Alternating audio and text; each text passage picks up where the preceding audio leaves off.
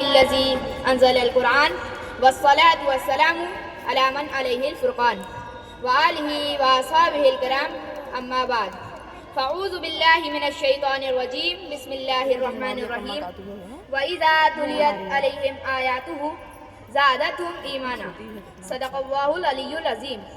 وہ قرآن آخری پیغام ہے جو رب عزت کا مبارک ہو مبارک جس نے اس کی قدر پہچانی۔ وہ قرآن جس نے کفر و شرک کی جڑ کاٹ کر رکھ دی، وہ جس نے دور کر دی آ کے دنیا سے پریشانی۔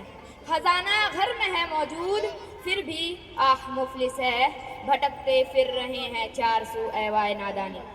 صدر محترم، معزز سامعین کرام، حاضرین مجلس، عزیز دوستو، آج کی اس محفل پاک میں اپنی ٹوٹی پھوٹی زبان سے قرآن کریم کے اثر آفرینی مختصر وقت میں عرض کرنے کی جسارت کر رہا ہوں۔ امید ہے کہ سما خراشی کو معاف فرماتے ہوئے توجہ اور خیال سے میری باتوں کو سماعت کیا جائے گا۔ حضرات گرامی، ابھی قرآن کریم کی جس آیت کی میں نے تلاوت کی ہے اس کا ترجمہ یہ ہے: جب قرآن پاک کی آیتیں کسی اہل ایمان کے سامنے پڑھی جاتی ہیں تو ان کے ایمان میں تازگی اور زیادتی پیدا ہو جاتی ہے۔ حضرات، قرآن پاک جس کو ہم کلام الہی کہتے ہیں، جس کی صداقت اور تاثیر پر مسلمانوں کا ایمان ہے، وہی قرآن پاک جس کو حضرت جبریل علیہ السلام کے ذریعے زمین و آسمان کے مالک نے ہمارے نبی حضرت محمد صلی اللہ علیہ وسلم پر نازل فرمایا، یہ وہی قرآن پاک ہے جس کو اپنی بہن سے سن کر حضرت عمر فاروق رضی اللہ عنہ مسلمان ہو گئے تھے۔ یہ وہی قرآن پاک ہے جس نے قریش کے نام اور سردار عتبہ ابن ربیعہ کو انگوش بدندہ بنا دیا تھا۔ یہ وہی قرآن پاک ہے جس کی چند آیتوں نے محکم ابن حزام کو حلقہ بخش اسلام بنا دیا تھا۔ یہ وہی قرآن پاک ہے جس کے اثر آفرینی پر قریش اس قدر متاثر تھے کہ حضرت ابو بکر صدیق رضی اللہ عنہ کو اس شرط پر مکہ میں رہنے کی اجازت دی تھی کہ بلند آواز سے قرآن نہ پڑھے۔ یہ وہی قرآن پاک ہے جس کو بلند آواز سے تلاوت کرنے پر عبداللہ ابن مسعود پر حملہ کیا گیا۔ یہ وہی قرآن پاک ہے جس کو سن کر مقام نخلا وغیرہ پر جنات کی ایک جماعت ایمان لائی۔ اس مشہور کن قرآن پاک نے عرب و عجم کے لاکھوں عاشقوں کو انسانیت کی راہ دکھائی اور بڑے بڑے سنگدل کو موم بنا دیا۔ محترم بزرگان دین، لیکن افسوس، صد ہزار افسوس کہ جس قرآن پاک نے پتھر دل انسان کو موم بنا دیا، بگڑے ہوئے حالات کا رخ موڑ دیا، باطل کی کلائی کو توڑ دیا، جس قرآن پاک کے اثر آفرینی کفار پر، خدا کے منکر پر، آخرت کے نہ ماننے والوں پر، بدگماش پر، شراب نوش پر، سود خور پر، بد چلن پر، چور اور ڈاکو پر سیلاب و طوفان کی طرح چھا جاتی تھی۔ کیا وجہ ہے آج توحید پرستانوں پر، آخرت کے ماننے والوں پر، قیامت پر یقین رکھنے والوں پر، جنت اور دوزخ پر ایمان لانے والوں پر، اور صاف لفظوں میں یوں کہیں کہ مسلمان کہلانے والوں پر کیوں اثر انداز نہیں ہوتا؟ اس بدبختی کی وجہ کیا ہے اور اس کی علت اور سبب کیا ہے؟ وہ قرآن آج بھی موجود ہے لیکن مسلمانوں، وہ قرآن آج بھی موجود ہے لیکن مسلمانوں اثر انداز کیوں ہوتا نہیں ہے دل دماغوں پر؟ حضرات، وہ کفار قریش باوجود اس کے کہ وہ کافر تھے لیکن ان کے اندر کچھ ایسی حقیقتیں موجود تھی جن کی بنا پر قرآن پاک کی سچی تعلیم ان کے دل کی گہرائیوں میں اتر جاتی تھی۔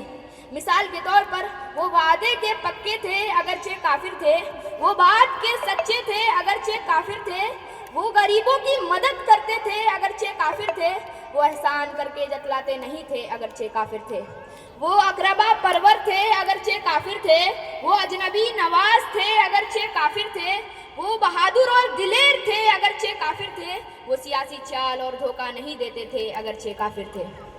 یہ وہ چیزیں تھیں جن کی بنا پر قرآن پاک کی سچی تعلیم ان کے دل کی گہرائیوں میں اتر جاتی تھی۔ لیکن آج کا مسلمان بہت کچھ بگڑ چکا ہے۔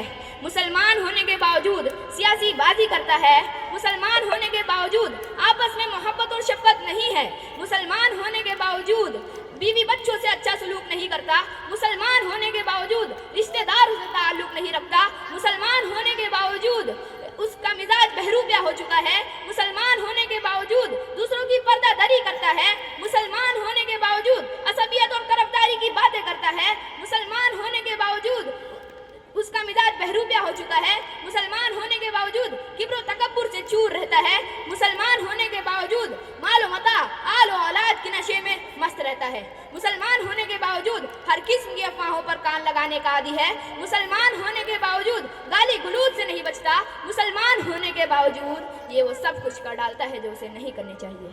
حضرات، قرآن پاک سراپا ہدایت ہے۔ خود باری تعالیٰ ارشاد فرماتا ہے وَجَعَلْنَاهُ هُدًى لِلنَّاسِ، ترجمہ، قرآن کو ہم نے سارے انسانوں کی ہدایت بنایا۔ کہیں فرمایا گیا ہدی للمتقین، قرآن پاک سراپا ہدایت ہے اہل تقویٰ کے لیے۔ اس قرآن پر جب تک ہم عامل رہے، عزت اور سرخرو رہے، دنیا کی بڑی سے بڑی طاقتیں ہمارے قدم چومتی رہے۔ اسی قرآن کی بدولت ہمیں وہ اصول و مضامین ملے ہیں جو ہر زمانے کے لیے، ہر قوم کے لیے اور قیامت تک کے لیے مشعل راہ ہے۔ لیکن جب اس قرآن پر عمل کرنے والے، قرآن پر ایمان لانے والے ہی اس سے دور ہو گئے، سینوں سے نکال کر طاقوں کی زینت بنا دی، تو قرآن عظمت سے محروم ہو گئے۔ ان کے روب و دھاپ کا سکہ ختم ہو گیا، ان کے دین پر حملے ہونے لگے اور انہیں معتوب نگاہوں سے دیکھا جانے لگا۔ سچ کہا ہے علامہ اقبال مرحوم نے، وہ معزز تھے زمانے میں مسلمان ہو کر، وہ معزز تھے زمانے میں مسلمان ہو کر، آج ہم خوار ہوئے تاریخ قرآن ہو کر۔ حضرات،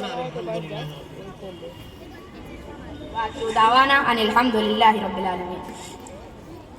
وقت کم ہے اس لیے بہت مختصر وقت